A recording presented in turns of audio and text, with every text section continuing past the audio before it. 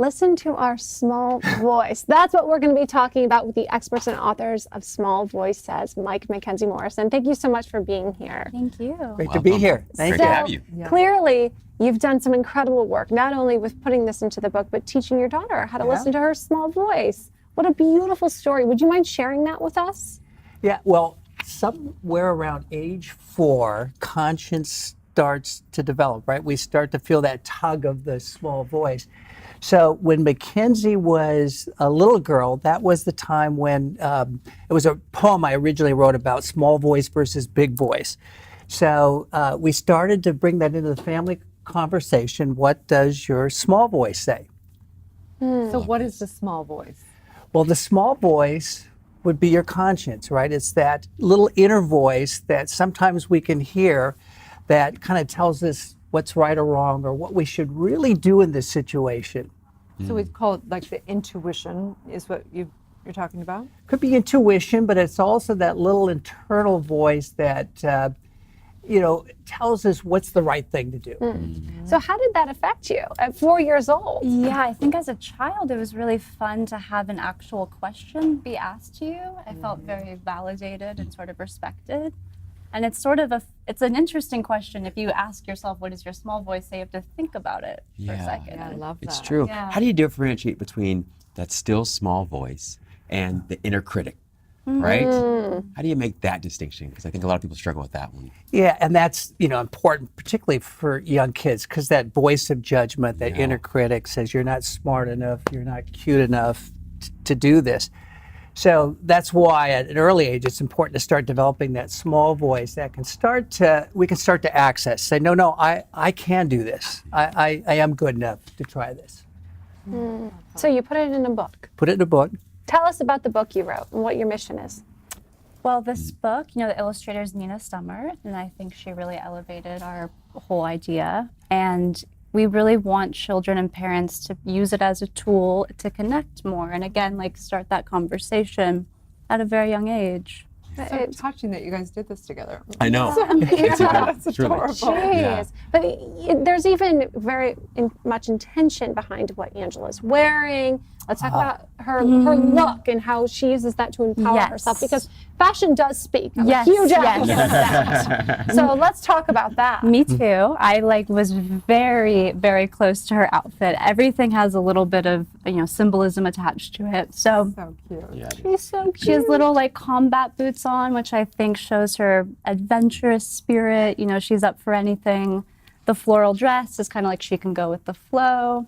And then that little red scarf, I think, is her own touch of style, her own sense of personality. Tell us about her little cloud friend. That's the small voice. That's the small voice, yeah. That's so cute. Oh, if you ever wondered what it looked like, it's right here. That's so cute. That's phenomenal. How has listening to that still small voice for each of you served you in your life? Yeah, good. I mean, I think every day I'm listening to my small voice, and sometimes you are trying, you're talking too much, quiet down, or I need to hear you more. So it's just learning how to discern what that is for you and to make you a better person. Yeah. And it's when someone says to you, just be yourself. And sometimes we have to think, well, which self? Is it my on-camera self or my fun self, or I want to be cool self? And so it's so important, particularly today, with all the distractions and fragmentation in our lives, particularly with our little ones, because we get ahead of them in the conversation. But to have them have this sense that there is this little voice within inside me that's true to me, that's authentic, that I can reach into.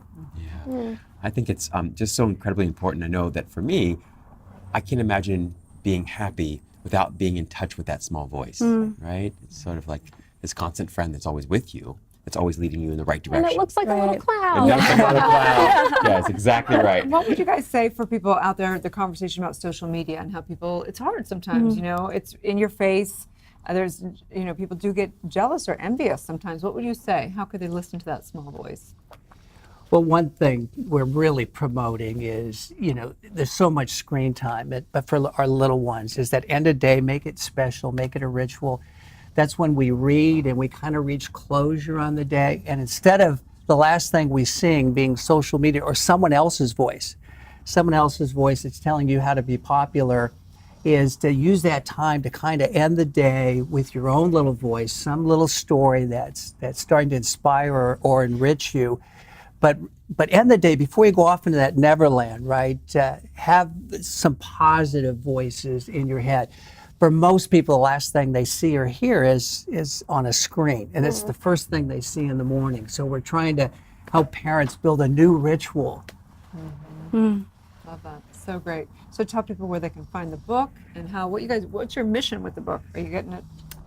Yes, I mean, you can find it on Amazon or smallvoicesays.com.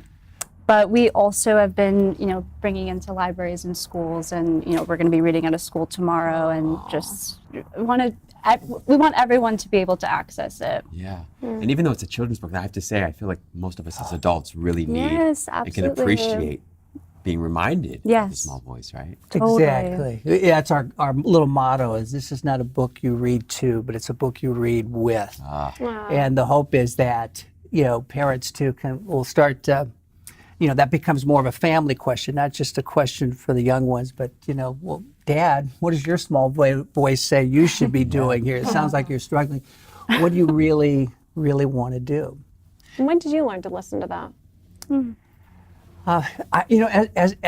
As a kid, I think we all start to, feel that tug early on. And then as we did research for the book, that became kind of as it evolved, was how do we create a little meme, a little question that's not threatening, that's empowering, that would get kids to think. Your child doesn't want to go to the birthday party. Instead of saying, you're going, it's well, your friends' feelings will be heard. What does your small voice say you should do? So get them to start thinking about it. I love that. So great, guys. So inspiring. Really touching. Truly. Yeah. Thank you guys so much.